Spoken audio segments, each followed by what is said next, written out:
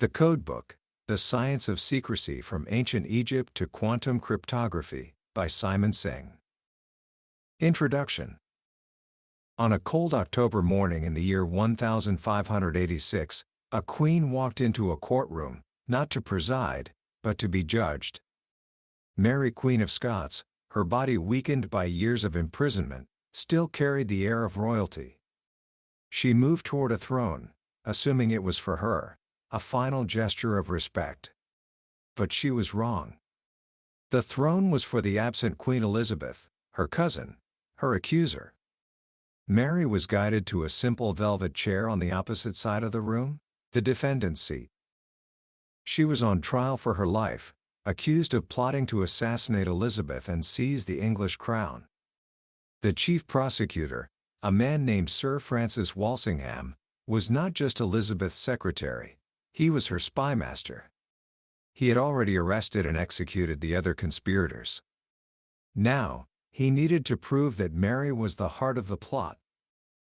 But Mary had a secret weapon. Every letter she had sent to the plotters was written in a complex cipher, a secret language of symbols that she believed was unbreakable. Even if Walsingham had her letters, she thought, they were meaningless. They couldn't be used as evidence. Her life, in that moment, depended entirely on the strength of her code. What she didn't know was that Walsingham had a secret weapon of his own, a man who could break any code, a man who could turn her secret symbols back into words of treason. Not for the first time, and certainly not for the last, a life hung on the invisible battle between a codemaker and a codebreaker. Today, we're going to journey through Simon Singh's masterpiece, The Codebook. This isn't just a book about puzzles, it's the story of a hidden war that has raged for thousands of years. It's a secret history of the world, where the heroes are not soldiers on a battlefield, but quiet geniuses in silent rooms, fighting an intellectual arms race that has decided the fate of kings, queens, and entire nations. By the end of our time together, you will understand this secret language of history, and you will see how this ancient battle for secrecy is more relevant to your life today, in our digital world, than ever before. This is the story of how secrets are made, and how they are broken. Book summary.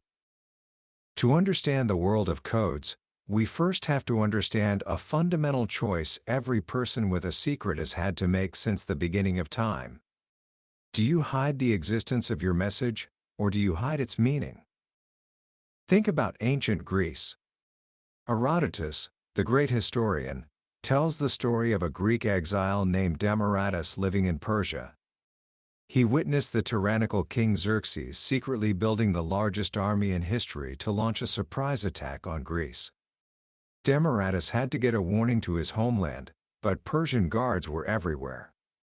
How could he send a message? He chose to hide its existence. He took a pair of wooden writing tablets, which were normally covered in wax, scraped the wax off, and wrote his warning directly onto the wood. Then, he covered it back up with fresh wax. The tablets looked blank. They passed through every checkpoint without suspicion. When they arrived in Sparta, no one knew what to do with them until a clever queen named Gorgo suggested scraping the wax off. The message was revealed. Greece prepared for war, and Xerxes lost the element of surprise. At the decisive naval battle of Salamis, the Persian fleet was humbled, and Greece was saved.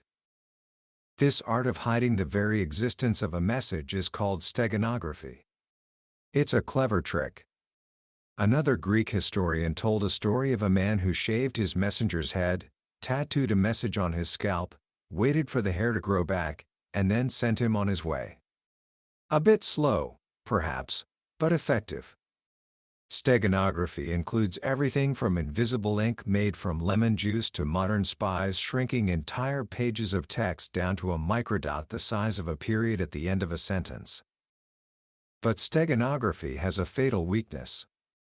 If the message is ever discovered, if the guards decide to scrape the wax, or shave the messenger's head, the secret is immediately revealed. This is why, in parallel, a more powerful science developed, cryptography. The goal of cryptography isn't to hide the message itself, but to hide its meaning. You scramble the message so that anyone who intercepts it sees only gibberish. Only the intended recipient, who knows the secret to unscrambling it, can read the original words. Early cryptography was built on two simple ideas. The first is transposition, where you just rearrange the letters of a message. It's like creating an anagram. A simple version is the rail fence cipher, where you write a message on two lines, like this. Meet at dawn becomes M, E, A, D, W on the top line, and E, T, A, N on the bottom. You then write it out as medwetten. To the outside world, it's nonsense. But your friend knows to simply split the letters back onto two lines to reveal the message. The ancient Spartans used a clever transposition device called a scytale. A commander would take a wooden staff of a specific thickness, wrap a leather strip around it, and write his message along the staff. When unwrapped, the letters on the strip would be jumbled. The messenger would wear the leather strip as a belt. The only way to read the message was to wrap the belt around another staff of the exact same diameter. The second core idea is substitution, where you replace each letter with a different letter or symbol. The most famous early example is the Caesar cipher, used by Julius Caesar himself. He would simply replace each letter with a letter 3 places down the alphabet. So, A becomes D, B becomes E, and so on. The phrase Veni Vidi Vici would become YHQL YLGL YLFL. This might seem childishly simple, and it is. But it introduces the most important concept in all of cryptography, the difference between the algorithm and the key. The algorithm is the general method, in this case, shifting the alphabet. The key is the specific number of places you shift it. Caesar used a key of 3, but you could use any key from 1 to 25. The security of a cipher doesn't depend on keeping the method secret, but on keeping the key secret. For centuries, the simple substitution cipher was the dominant form of secret writing. You don't have to just shift the alphabet, you can create a completely jumbled cipher alphabet. There are more than 400 trillion possible arrangements of the 26 letters of the alphabet. If you could check one key every second, it would take you billions of times the age of the universe to check them all. It seemed, for a very long time, that the substitution cipher was truly unbreakable. The codemakers had created a perfect defense. But the codebreakers were about to find a flaw. The breakthrough didn't come from a soldier or a spy, but from scholars in the golden age of Islamic civilization, around the 9th century. The Abbasid Caliphate was a center of learning, and scholars were busy translating texts from all over the world. Theologians, in particular, were studying the Quran with incredible intensity. They wanted to establish the chronological order of the Prophet Muhammad's revelations. To do this, they began counting the frequency of words in each chapter. This led them to a simple, yet profound observation about language itself. In any language, some letters appear more often than others. In English, the letter E is the most common, making up about 13% of all text. T and A are next. On the other end, letters like J, Q, X, and Z are incredibly rare. A brilliant 9th-century Arab philosopher named Al-Kindi was the first to realize that this pattern was the key to breaking any substitution cipher. His method, known as frequency analysis, was revolutionary. Here's how it works. You take an encrypted message, a long string of gibberish. You count how many times each symbol or letter appears. Let's say the most common symbol is X.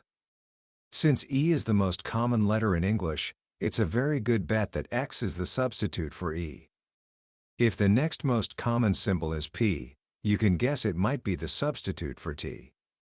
By matching the frequencies of the ciphertext letters to the known frequencies of the plaintext language, you can slowly but surely reveal the original message.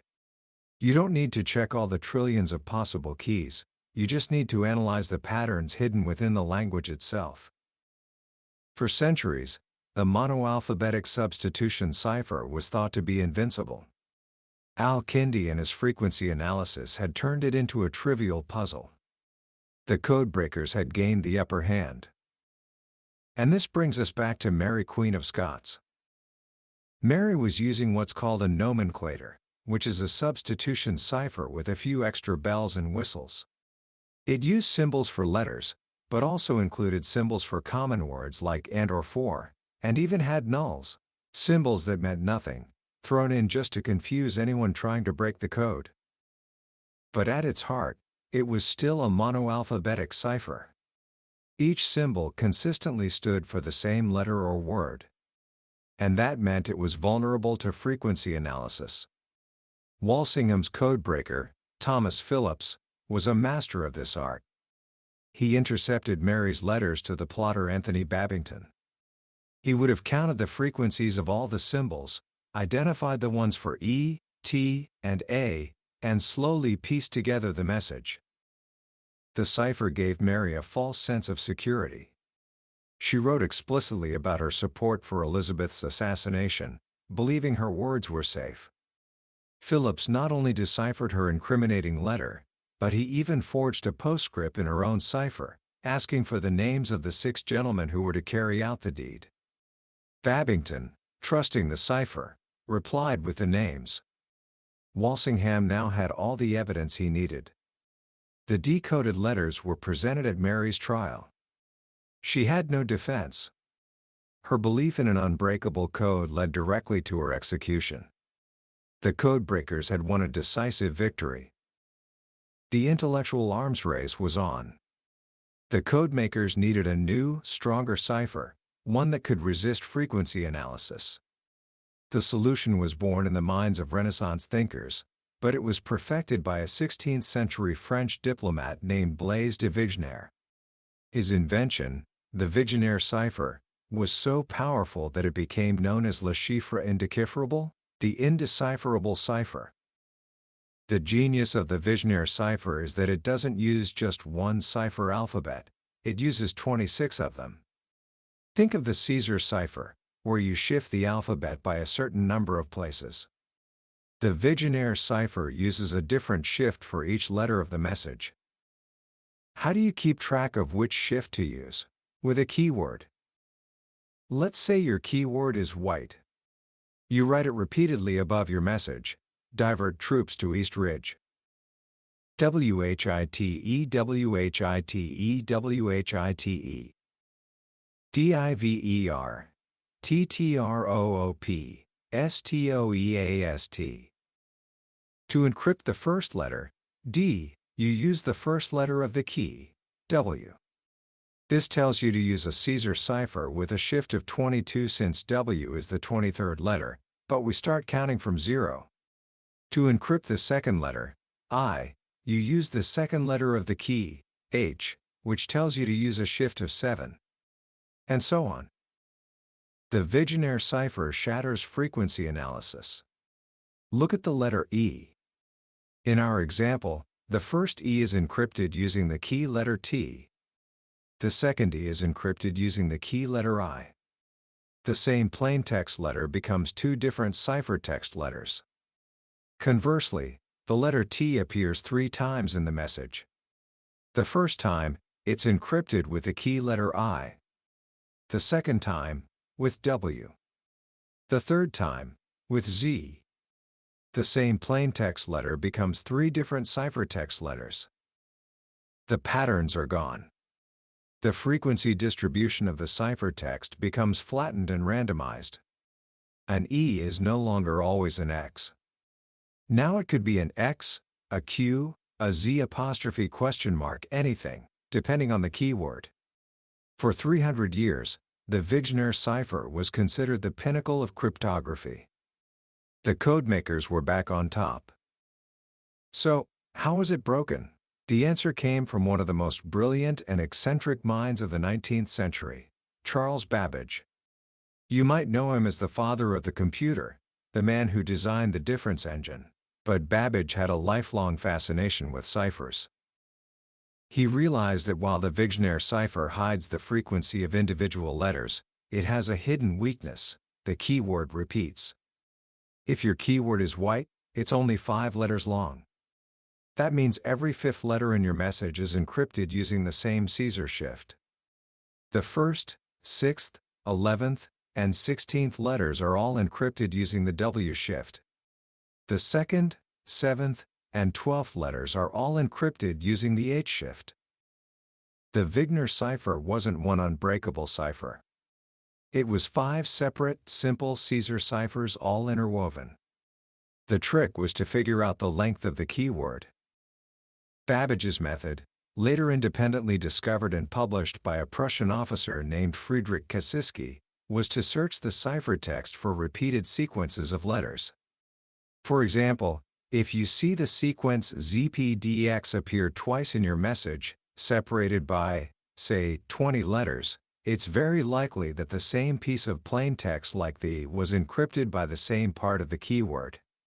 This implies that the length of the keyword must be a factor of the distance between the repetitions. In this case, the keyword could be 2, 4, 5, 10, or 20 letters long. By finding several repeated sequences and looking for a common factor in their separations, you can make a very strong guess at the length of the keyword. Once you know the keyword is, say, 5 letters long, you can pull out every 5th letter from the ciphertext. This new, smaller text was all encrypted with the same simple Caesar cipher. And you know how to break that: frequency analysis. You do this for each of the 5 interwoven ciphers, and the Vigenère, the indecipherable cipher, falls apart. Once again, the codebreakers had triumphed. This brings us to the dawn of the 20th century. The invention of the radio changed everything. Now, messages could be sent instantly across vast distances. But there was a problem: anyone could listen in. For military commanders, this was a nightmare. They needed a cipher that was faster, more complex, and more secure than anything that had come before. The answer was the mechanization of secrecy. And the most famous, and most feared, of these new cipher machines was the German Enigma. Imagine a machine that looks a bit like a typewriter. You press a key, say A, and a different letter, say Q, lights up on a lampboard. It's a substitution cipher. But here's the genius of it: after you press that first key, an internal rotor, a scrambler disk full of complex wiring, clicks forward 1 position. Now, if you press A again, it won't be Q. It might be J. And after that, the rotor clicks again. The Enigma machine was a polyalphabetic cipher on steroids. Instead of a keyword of 5 or 10 letters, the basic Enigma had 3 rotors that rotated like the odometer in a car. The first rotor clicked with every letter. After a full revolution, it would kick the second rotor 1 step. And after the second rotor made a full revolution, it kicked the third. This meant the machine would cycle through 26 times 26 times 26, over 17,000 different cipher alphabets before the pattern repeated. And that was just the beginning. The Germans added a plug board at the front, which allowed the operator to swap pairs of letters before they even entered the rotors. This increased the number of possible starting positions, the number of keys, to an astronomical figure. To check every possible key, you would need more time than the age of the universe. The Germans believed, with good reason, that Enigma was absolutely unbreakable. The task of cracking Enigma fell to a small, underfunded group of mathematicians in Poland. They were caught between a resurgent Germany and an aggressive Soviet Union, and they knew their survival depended on intelligence. The leader of this mathematical team was a quiet, brilliant young man named Marian Rejewski. Rejewski made the first critical breakthrough. The Germans, in an attempt to prevent errors, required their operators to encrypt the 3-letter message key twice at the beginning of each message. For example, If the operator chose PGH as the key for that particular message, they would type PGH into the Enigma, which might come out as KEVBA. Rejewski realized that this repetition was a colossal mistake. He knew that the first and fourth letters of the encrypted key K and B were encryptions of the same plaintext letter P. The only reason they were different was that the Enigma routers had moved 3 steps between the 2 encryptions. This created a mathematical relationship between the letters. By analyzing thousands of messages each day, Rejewski could build up a complete set of these relationships, a fingerprint that was unique to the initial router settings for that day. It took him and his team a full year to catalog all 105,000 possible router settings and their corresponding fingerprints. But once they had their catalog, they could find the day's key in a matter of hours.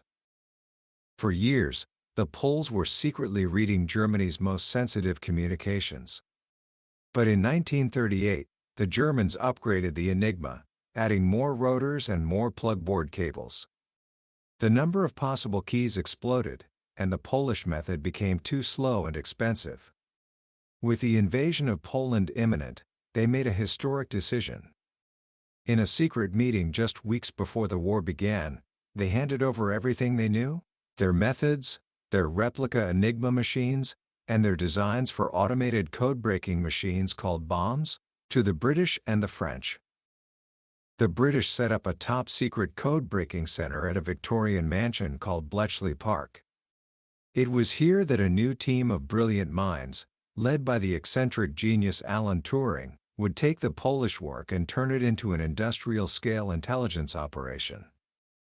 Turing's great insight was to attack Enigma by exploiting human laziness and predictability. German operators would often use stereotyped phrases in their messages. A weather report would almost always contain the word wetter weather. An officer's message might start with "and then general to the general." Turing called these predictable pieces of text cribs. If you could guess that a certain piece of ciphertext, say HPX, stood for the plaintext wetter, you had a powerful clue. The challenge was to find the Enigma setting that would turn wetter into HPX. Turing designed an electromechanical machine, a vastly improved version of the Polish Bombay, that could test thousands of Enigma settings per second. It would race through the possibilities, looking for a setting that matched the crib. When it found a potential match, the machine would stop, and the codebreakers would test the setting by hand. Often, within hours of the Germans changing the daily key, Bletchley Park would have it cracked. The intelligence that flowed from Bletchley Park, codenamed Ultra, was arguably the single most important factor in the Allied victory. It gave them advance warning of bombing raids, revealed the positions of U-boats in the Atlantic, and provided a detailed picture of German troop movements before the D-Day landings. Churchill called the codebreakers his geese that laid the golden eggs and never cackled. After the war, everything about Bletchley Park was kept secret. Turing, the man who had done so much to save his country, was tragically persecuted for his homosexuality and died in 1954, his contributions unknown to the public for decades. The secret of Ultra was so well kept that the British even sold captured Enigma machines to their former colonies, who used them for years, unaware that their secure communications were being routinely read by the very people who sold them the machines. The story of cryptography seems to be a never-ending cycle. A new cipher is invented, it's believed to be unbreakable, and then a brilliant codebreaker finds a flaw. But in the 1970s, something happened that would break this cycle forever. The problem wasn't the strength of the ciphers anymore, it was the key. In the digital age, with computers able to create incredibly complex ciphers, the real challenge was key distribution. Imagine a bank wanting to send encrypted financial data to thousands of clients. It would need to securely deliver a unique, secret key to each client. This was a logistical nightmare. For 2,000 years, one truth seemed self-evident. To communicate in secret, you first have to share a secret key. Then, 2 young researchers at Stanford University, Whitfield Diffie, and Martin Hellman, came up with an idea that seemed to defy logic. They asked a radical question: is it possible to communicate securely without sharing a secret key in advance? Their solution, which became known as public key cryptography, is one of the most beautiful and counterintuitive ideas in the history of science. Here's the analogy from the book that makes it clear. Imagine Alice wants to send a secret message to Bob, but the only way to do so is to put it in a box and send it through a completely untrustworthy postal service, where every package is opened. Alice can put her message in a box and lock it with a padlock. But if she sends it to Bob, he can't open it because he doesn't have her key. If she sends the key, the postal service will just steal it. The solution is astonishingly simple. Alice puts her message in the box and locks it with her padlock A. She sends it to Bob. Bob can't open it, but he adds his own padlock B and sends the doubly locked box back to Alice. Alice then uses her key to remove her padlock, leaving only Bob's. She sends the box back to Bob one last time. Now, the box is secured only by padlock B, and Bob has the key. He can open it and read the message. They have shared a secret without ever sharing a key. Diffie and Hellman needed to find a mathematical equivalent to this padlock trick. They found it in the strange world of one-way functions, mathematical operations that are easy to do in one direction, but incredibly difficult to reverse. Mixing two colors of paint is a one-way function. It's easy to mix yellow and blue to get green, but impossible to unmix the green back into yellow and blue. The specific one-way function that became the foundation of modern cryptography was discovered by three researchers at MIT, Ron Rivest, Adi Shamir, and Leonard Adelman. Their system, known as RSA, is based on the difficulty of factoring large numbers.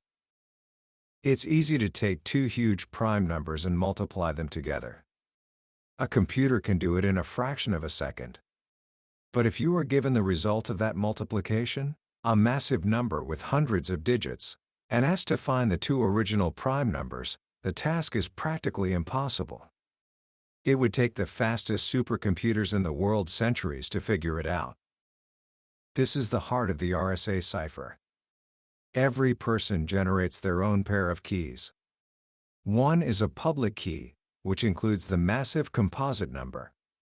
You can publish this key anywhere, in a directory, on the internet. Anyone who wants to send you a secret message uses your public key to encrypt it. The other key is a private key, which includes the two secret prime numbers that were used to create your public key. This private key is the only thing that can reverse the encryption. Because you are the only person who knows your secret prime numbers, you are the only person who can decrypt messages sent to you.